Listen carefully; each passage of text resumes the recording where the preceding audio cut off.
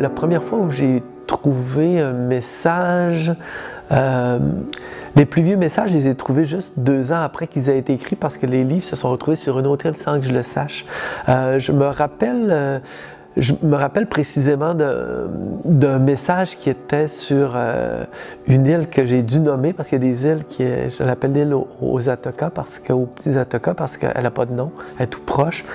Puis c'était juste le nom d'une personne, j'avais juste le signe que quelqu'un était passé.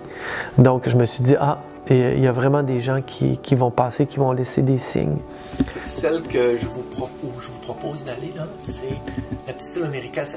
Les livres disparaissent, réapparaissent, sont détruits. Il y a des autodafeurs qui brûlent les sites. Il y a des gens qui vont... j'ai eu 1 ou 2 échanges. Bonjour, je vous prends ce livre, mais je vous remets en échange celui-là que je ne suis pas arrivé à lire.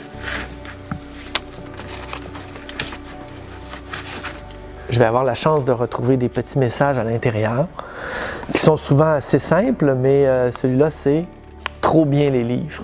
Donc on se doute c'est même probablement d'adolescents. Ou Blancheur immaculée, brise douce printanière, puis avec une date.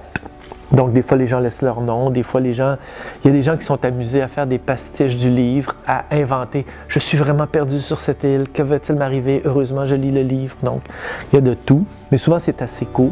Ici tu s'en vas à Alma. Tu passes sous le barrage, c'est magnifique.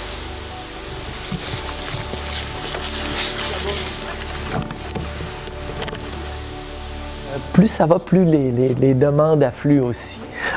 Des écrivains qui me disent j'aimerais tellement avoir ça, mon livre en bibliothèque de survie, ou tiens, je t'envoie mon livre, peux-tu le placer en survie?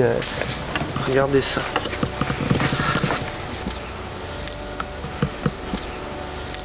Ah, c'est une poivre des dunes? Non, celui-là, c'est le Myrique Beaumier. Ah oui, ok. Ça sent bon, Ça sent bon, hein, mais il y a beaucoup d'amertume, c'est comme un houblon. Je cache des choses en territoire, comme ça.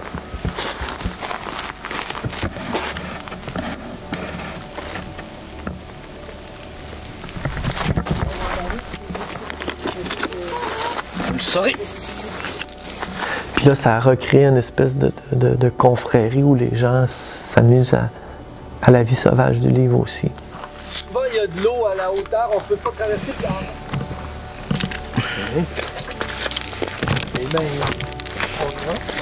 Ici, vous avez le rond de feu où 2 des bibliothèques de survie ont été autodafées.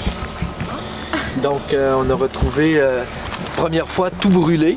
La deuxième fois, j'ai confectionné une 2e bibliothèque. J'ai mis un petit texte, une espèce de petit poème pour leur dire de ne pas brûler. Puis, j'avais laissé une bière. Ils ont tassé la bière puis ont brûlé tout le reste. Finalement, on n'est pas revenu ici pendant 2 ans. Puis après ça, je suis revenu placer juste un petit sac. Puis tout ça. Puis là, finalement, je pense que les autodafeurs sont pas revenus. Donc, Mérica. Mais vous voyez ce qu'il en reste. Ça, c'est après un hiver et un été. Ce qu'un caisson de clémentine peut donner. C'est ça. Il a donné du mieux qu'il pouvait. Maintenant, il n'y a plus de livres. Là, on va disposer la bibliothèque de survie. On va mettre une petite pierre en dessous.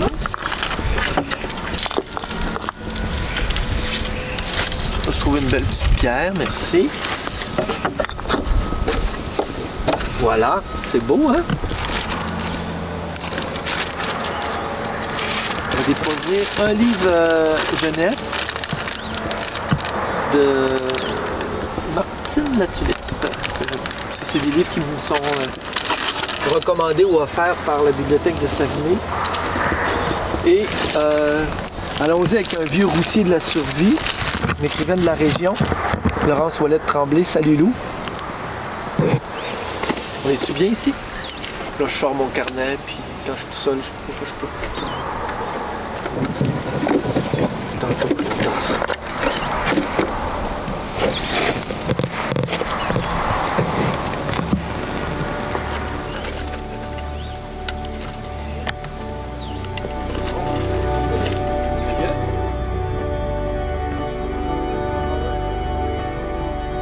La bibliothèque de survie, c'est aussi ça. C'est sa vie à l'extérieur du livre qui va être, qui est en train de s'écrire.